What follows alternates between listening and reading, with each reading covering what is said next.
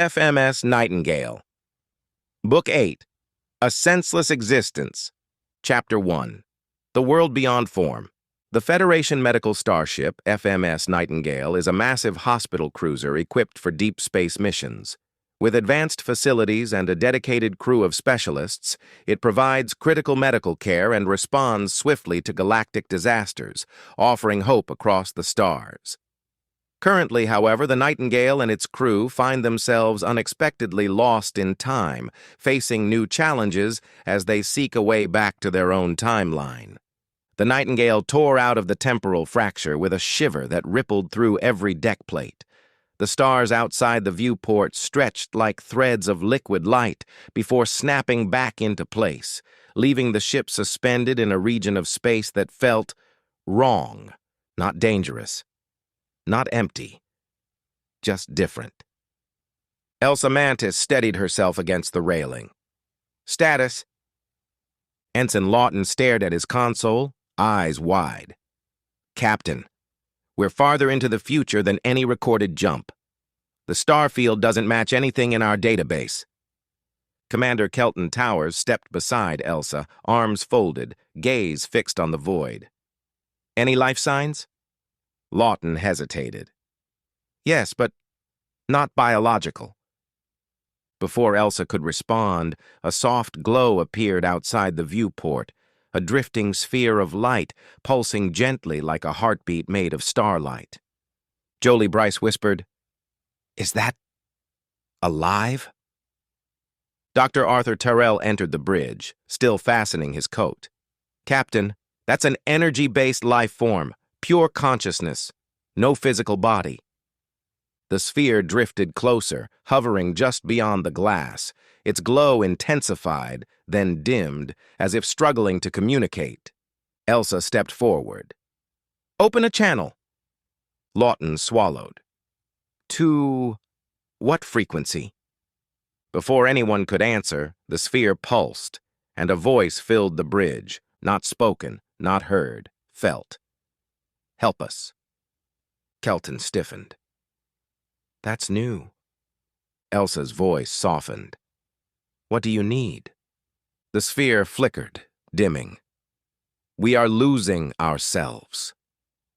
Another sphere appeared, then another.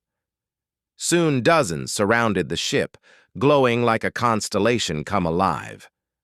Jolie took a step back. "Captain, they're everywhere." Elsa nodded slowly. "Prepare for first contact." The beings guided the Nightingale toward a structure suspended in orbit.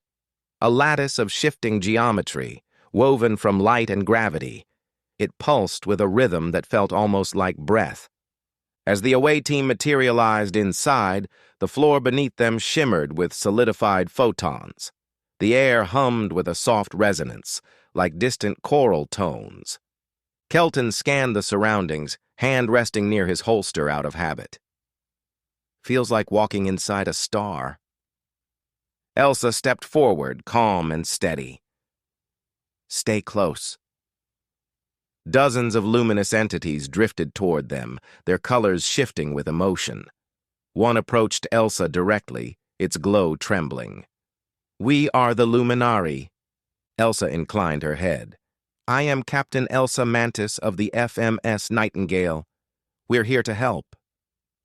The being pulsed weakly. "We have evolved beyond flesh, beyond form, beyond sensation." Terrell stepped forward. "You're pure energy, consciousness without a body." "Yes." A pause. "And we are dying." Elsa's expression tightened. "How?" The Luminari dimmed. "We cannot taste. We cannot touch. We cannot smell. We cannot feel warmth or cold or the presence of another. We cannot hold each other. We cannot love." Jolie's breath caught. "They've lost their senses." "We have lost our humanity." Kelton watched Elsa, the way her shoulders squared, the way her eyes softened. "Elsa," he murmured. "This is psychological collapse." Elsa nodded. "They've transcended their bodies. and lost everything that made life meaningful. The Luminari flickered, their lights dimming in unison. Your ship carries healers. We need you. Elsa placed a hand over her heart. We'll help you. Kelton stepped closer, voice low. We'll figure this out. Elsa met his eyes, a brief, quiet connection. Together. Back aboard the Nightingale, containment fields shimmered as the first Luminari drifted inside. Their lights flickered with distress, their forms unstable. Jolie monitored the readings. Captain, they're experiencing emotional starvation. They can't feel anything, not even themselves. Tyrell nodded grimly. Their minds evolved, but their emotional needs didn't. Elsa approached the containment field. Can you tell me your name? A soft pulse. I was called Perrin. Perrin, Elsa said gently. What do you feel? Nothing. A hesitation then. And the nothing is killing us. Kelton stood beside her, silent but steady. He watched Elsa's face, the empathy, the determination, and felt something tighten in his chest. He didn't speak it. He didn't need to. Chief Engineer Tessa Garland entered, wiping grease from her hands. Captain, I've been studying their structure. They're pure energy, but their consciousness is stable. If we could give them a physical interface... Elsa turned. A body. Tessa nodded. Not biological, but something close. Something they can inhabit. Kelton raised an eyebrow. You're talking about androids. Tessa smirked. Not just androids. Sensory-rich humanoid vessels. Full tactile feedback, taste receptors, olfactory arrays, everything they've lost. Elsa's eyes widened. You can build that? Tessa shrugged. With time and a miracle. Elsa smiled faintly. You've delivered miracles before. Kelton glanced at her, a quiet, warm look, before turning back to the task at hand. Elsa faced her crew. Then let's get to work. And the Nightingale began its most unusual mission yet, teaching a civilization of pure energy how to feel again. Chapter 2. The Weight of Emptiness. The Nightingale's psych wards had never been so quiet. Not silent. The Luminari did not speak in sound, but quiet in a way that pressed against the walls, a stillness that felt like grief made physical. Containment fields shimmered softly as energy beings drifted inside them, their lights flickering with distress. Elsa Mantis walked slowly down the central aisle, her boots echoing faintly. She paused at each field, watching the beings pulse in uneven rhythms. Some dimmed to near transparency, others flared erratically like candles fighting a wind. Nurse Jolie Bryce stood beside one of the fields, monitoring a patient whose glow had faded to a faint ember. Captain, they're deteriorating faster than we expected. Elsa stepped closer. How long? Jolie swallowed. Hours. Maybe less. Dr. Tyrell approached, datapad in hand. Their consciousness is stable, but their emotional centers are collapsing. They evolved beyond physical sensation, but their minds never adapted to the loss. Elsa nodded slowly. They're starving. Tyrell exhaled. For sensation, for connection, for anything that reminds them they exist. Elsa placed her hand gently against the containment field. Perrin, can you hear me? A soft pulse. Yes. What do you feel? Unbearable nothingness. Elsa's expression tightened. We're going to help you. Perrin's light flickered. We do not remember how to be alive anymore. Elsa's voice softened. Then we'll teach you. Behind her, Kelton Towers watched quietly. He didn't interrupt. He didn't need to. He simply stood close enough that Elsa could feel his presence. Steady, grounding, familiar. The ward lights dimmed as another luminary's glow faltered. Tyrell rushed to the console. "Captain, we're losing them. Their emotional collapse is triggering cognitive fragmentation." Elsa turned sharply. "Explain." "They're forgetting themselves," Tyrell said.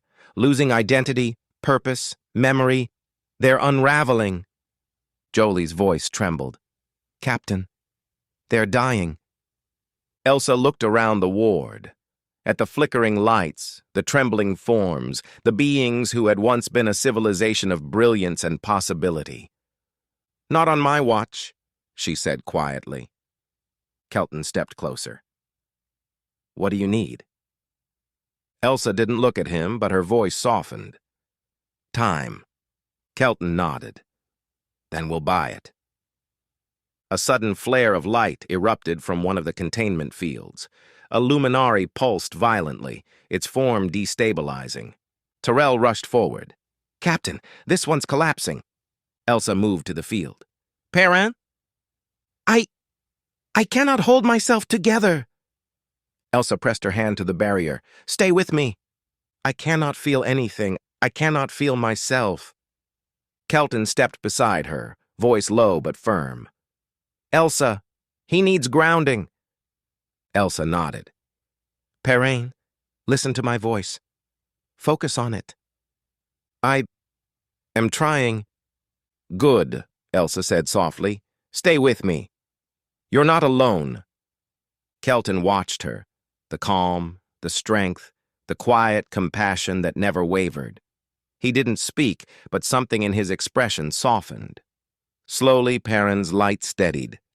Elsa exhaled. "You're safe." "For now," Perrin whispered. Elsa nodded. "For now. And soon. For good." Tessa's voice came over the comm. "Captain, I've begun constructing the first prototype. It'll take time, but I think this will work." Elsa looked around the ward, at the beings flickering with fear and hope. "Then we move fast," she said. Kelton stepped beside her. "We always do." Elsa met his eyes, a brief quiet moment, before turning back to her crew. "Let's save a civilization." And the Nightingale surged into motion, preparing to give form back to the formless. Chapter 3. The Shape of Hope. The engineering bay had transformed into a cathedral of creation. Holographic schematics floated in the air like stained glass windows. Servo arms hummed as they assembled synthetic musculature. Sensory arrays glowed faintly, waiting to be woven into place.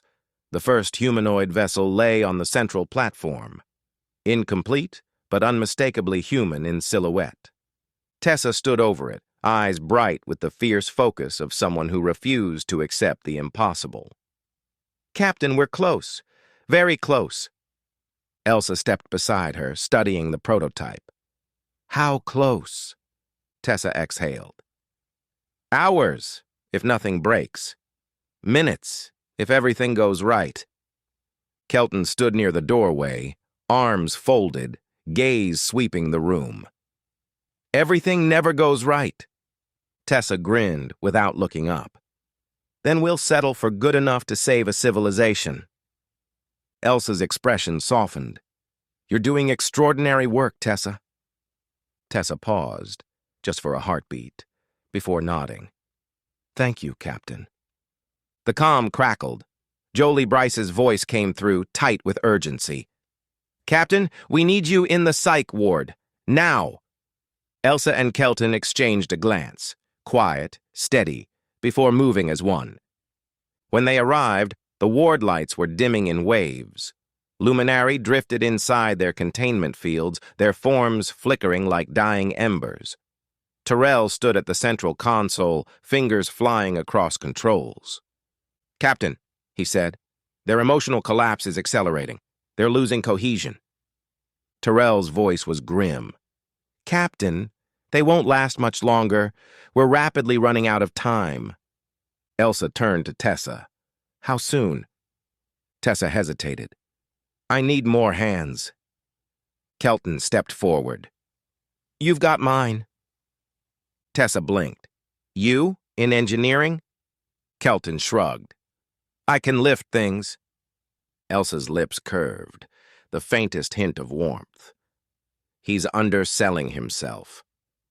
Kelton didn't look at her, but something in his posture shifted, a quiet acknowledgement. Tessa nodded. "Fine. Let's move." Back in engineering, the prototype lay on the platform, its synthetic skin shimmering under the lights. Tessa worked with surgical precision, connecting neural ports and sensory filaments. Kelton assisted, handing her tools, stabilizing components, and occasionally catching something before it fell. He didn't speak much. He didn't need to. His presence was steady, grounding, exactly what the frantic pace required. Elsa watched them work, her mind racing. Tessa, will this body feel real to them? Tessa nodded. Every sense, every texture, every temperature. They'll be able to taste food, feel wind, hold hands, everything they've lost. Elsa exhaled softly. "Then let's finish it." Tessa sealed the final panel. "It's ready." Kelton stepped back. "Looks alive." Elsa approached the vessel. "With luck, it will be." The Luminari gathered in the ward, their lights trembling with anticipation and fear. Perrin drifted forward, his glow faint but steady. Elsa stood beside him. "Are you ready?" "I wish to feel again." Tessa activated the transfer array. The air shimmered. Light flowed from Perrin's form into the vessel like water filling a hollow shape. The android's chest rose. A breath. A real breath. Perrin opened their eyes, now human eyes, and gasped. I can feel the air." Jolie covered her mouth.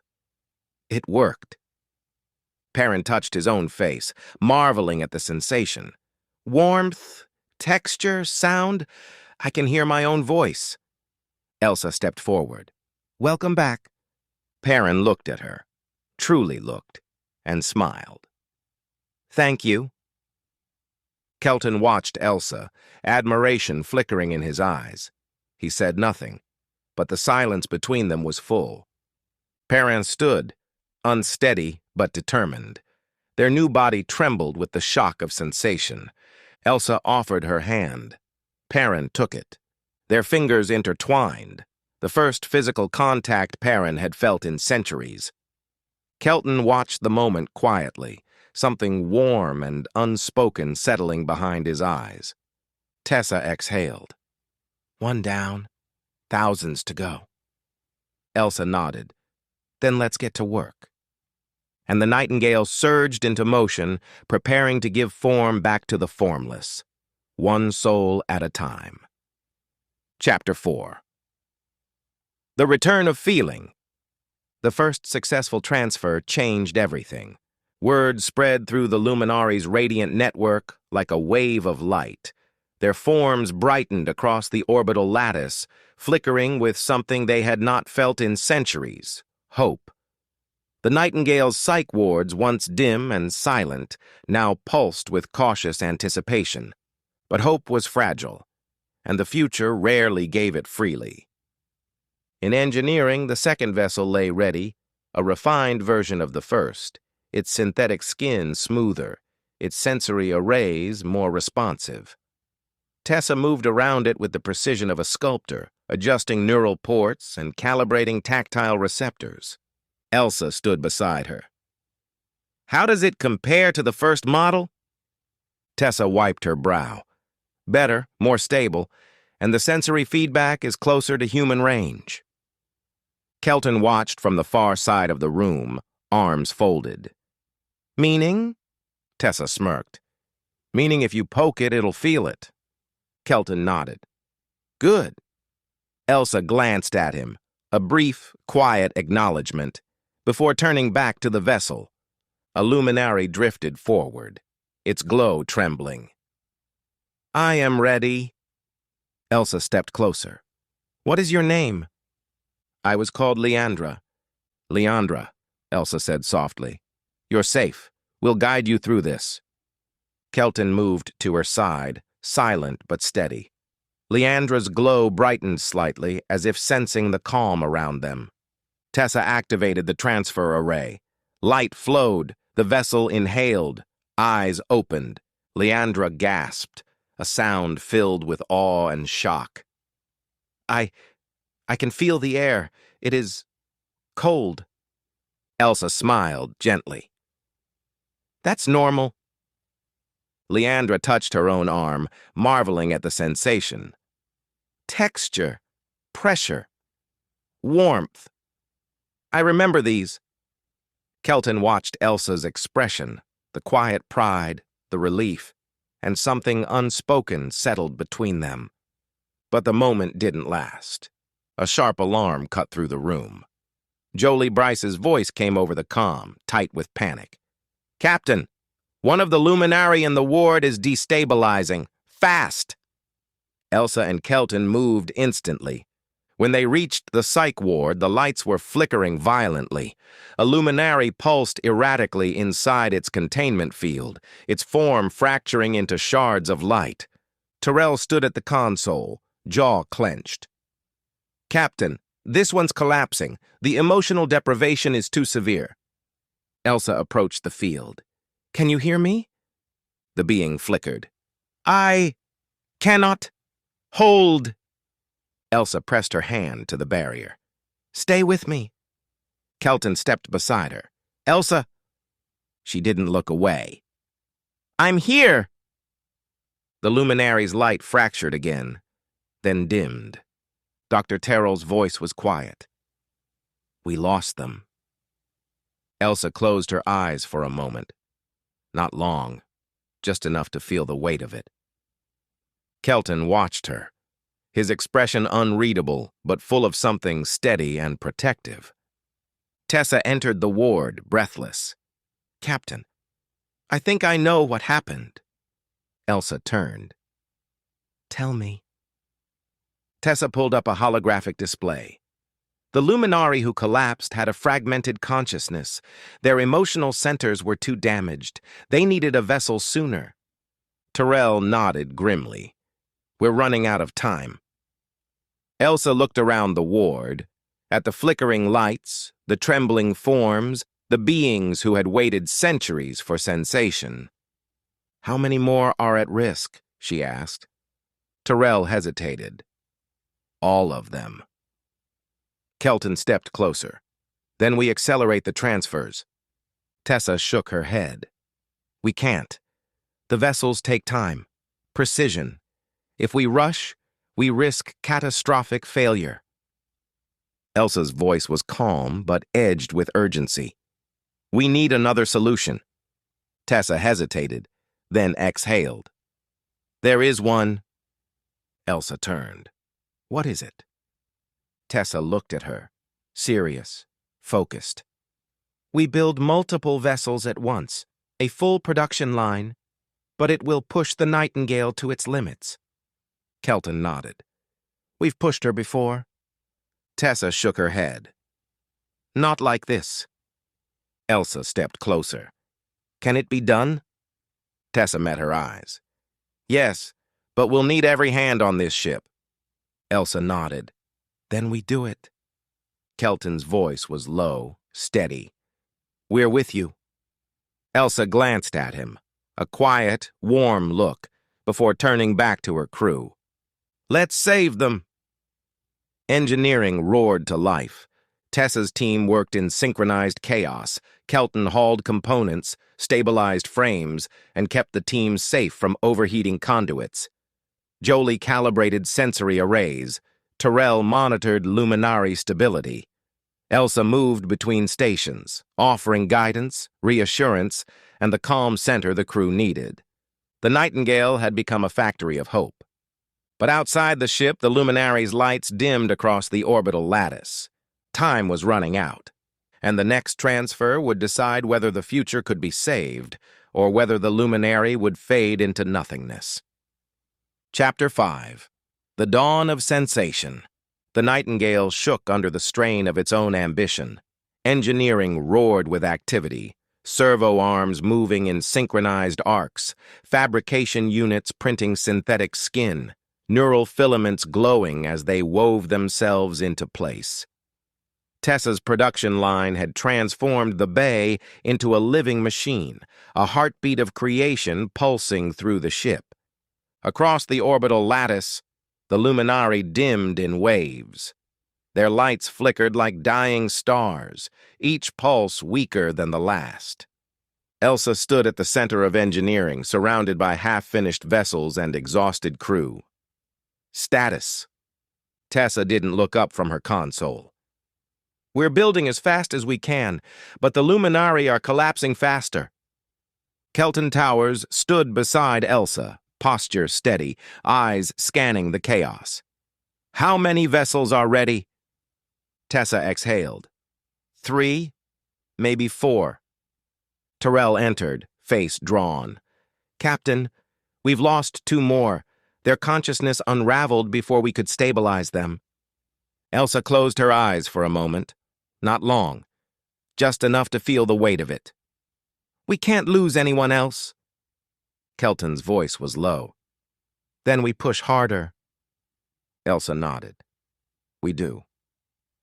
The next Luminari drifted into engineering, its glow faint and trembling. I am called Zesteria, it whispered. I do not know how much longer I can hold. Elsa stepped forward. You're safe here. Kelton stood just behind her, close enough to support, far enough not to intrude. His presence was a quiet anchor. Tessa activated the transfer array. Zesteria, when you're ready. The being pulsed weakly. I am ready. Light flowed. The vessel inhaled. But something went wrong. The synthetic body spasmed, its neural ports flickering. Zesteria's consciousness wavered, splitting into unstable patterns. Tyrell shouted, Captain, the transfer is destabilizing. Elsa pressed her hand to the vessel's shoulder. Zesteria, stay with us. I cannot. Kelton moved to Elsa's side. Elsa, the neural load is too high. Tessa's fingers flew across the controls. I can reroute the sensory feedback, but it'll overload the vessel. Elsa didn't hesitate. Do it. Tessa hit the override.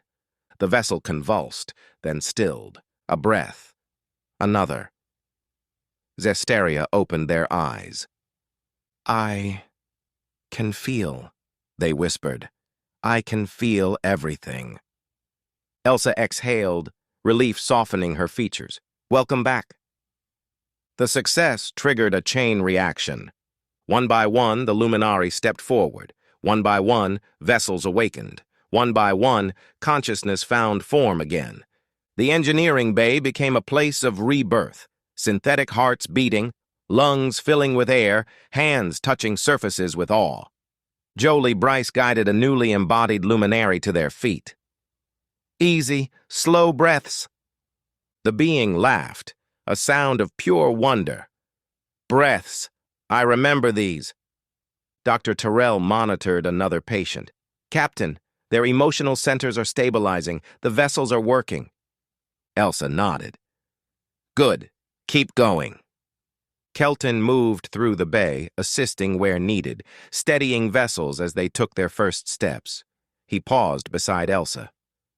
You did it, he said quietly. Elsa shook her head. Tessa did it. Kelton's gaze lingered on her, a brief, warm moment, before he turned back to the work. Only one Luminari remained, a being whose glow had dimmed to a faint, trembling ember. Elsa approached. What is your name? I no longer remember. Elsa's voice softened. Then we'll give you a new beginning. The being pulsed weakly. I am afraid. Kelton stepped closer, his voice steady. You're not alone. The Luminari drifted into the transfer array. Light flowed. The vessel inhaled. And for a moment, a terrifying moment, nothing happened. Then the vessel's fingers twitched. Its eyes opened. A single tear, the first it had ever felt, slid down its cheek. Elsa smiled. "Welcome." The being reached for her hand. "Thank you for giving me life." Elsa held their hand gently. "You always had life. We just helped you feel it again." Hours later, the Luminari, now embodied, walked across their orbital habitat, touching surfaces, tasting air, embracing one another with awe. Elsa stood at the viewport, watching them rediscover existence. Kelton joined her, hands clasped behind his back. "You changed them." Elsa shook her head. "They changed themselves. We just gave them the tools." Kelton studied her profile, the calm strength, the compassion that never dimmed. "You always do?" Elsa didn't answer, but the faintest smile touched her lips. Tessa's voice came over the comm. "Captain, the temporal drive is stabilizing. Another fracture is forming." Elsa turned toward the bridge. "Let's go." Kelton fell into step beside her. "Ready for whatever's next?" Elsa glanced at him, a soft, steady look. "Always." And the Nightingale rose once more, leaving behind a civilization reborn, a people who had forgotten how to feel, now rediscovering the beauty of existence. Epilogue: The Gift of Sensation. The Nightingale drifted in high orbit above the Luminari world, its hull catching the soft glow of a civilization reborn. Below, the once radiant lattice of energy now shimmered with new colors, the warm hues of embodied life. Figures walked across the reconstructed platforms, touching surfaces, tasting the air, laughing with voices they had never possessed before. Elsa stood alone at the observation window, watching the transformation unfold. She had seen worlds healed, timelines corrected, civilizations saved from extinction. But this felt different. This was not a victory of medicine or technology alone. It was a victory of meaning. Kelton approached quietly, stopping at her side. "They're adapting fast." Elsa nodded. "They're rediscovering themselves." Kelton studied the scene below, Luminari embracing one another, marveling at the sensation of touch. Others kneeling to feel the texture of the ground, some simply breathing, savoring the rise and fall of a chest they had never known. "You gave them that?" he said. Elsa shook her head. "We gave them a chance. They did the rest." Kelton watched her for a moment, the calm strength, the quiet weight she carried, the way she never claimed credit for the impossible things she made possible. "You always say that." Elsa didn't answer, but a faint smile touched her lips. Behind them, the doors opened and Tessa Garland stepped in. "Captain, the last of the vessels are stable. The Luminari Council wants to thank you before we depart." Elsa turned. "We'll join them." They walked together toward the bridge, the hum of the ship rising around them like a familiar heartbeat. The crew gathered at their stations, Jolie, Terrell, Tessa, Lawton, each of them tired, each of them changed, each of them ready. Elsa took her seat. "Prepare for departure." The Nightingale turned toward the shimmering fracture forming in the void, its edges rippling like the surface of a disturbed pond. Kelton stood beside her chair, hands clasped behind his back. "Wherever it leads." Elsa glanced up at him, a soft, certain look. "Together." The fracture opened. Light swallowed the ship, and the Nightingale leapt into the unknown once more, carrying with it the memory of a civilization that had forgotten how to feel, and the hope of whatever waited beyond the next horizon. The end of Book 8 of the continuing missions of the FMS Nightingale. Please like, comment, and subscribe. Thank you. Coming next in Book 9, FMS Nightingale, Elsa's Ark. A world abandoned, A zoo forgotten, a mission of mercy. The Nightingale emerges from the temporal stream above a silent world, a planet once thriving, now eerily empty. Cities stand intact, oceans shimmer untouched. But there are no people, no voices, no signs of life, except one. A distress beacon pulses from a sprawling complex on the equator, a vast biological preserve built to house the planet's wildlife. When Elsa and her crew land, they discover the truth. The inhabitants evacuated before a catastrophic event. But they left behind an entire ark of living creatures, thousands of species, some familiar, some alien, all abandoned. The disaster that drove the population away is still coming, a planetary destabilization that will wipe out every remaining life form within days. Elsa refuses to let that happen. The Nightingale becomes an ark of its own, its corridors filled with creatures great and small. Kelton and the security team wrangle predators who don't understand starships. Jolie tends to newborns who imprint on her instantly. Doctors Terrell and Arden race to treat exotic illnesses. Chief Engineer Tessa Garland reinforces the ship's structure to handle the weight and chaos of an entire biosphere. But as the evacuation begins, the crew uncovers a deeper truth. Some of the animals were left behind on purpose, genetically engineered, dangerously intelligent, and determined not to be relocated. The Nightingale must navigate stampedes, sabotage, and a ticking planetary clock as Elsa leads the greatest rescue mission in the ship's history. A journey of mercy that will test the crew's courage, compassion, and ingenuity like never before. In Book 9, Elsa's Ark, the Nightingale becomes a sanctuary, a lifeboat, and a battleground, proving once again that saving lives isn't always about medicine. Sometimes it's about heart.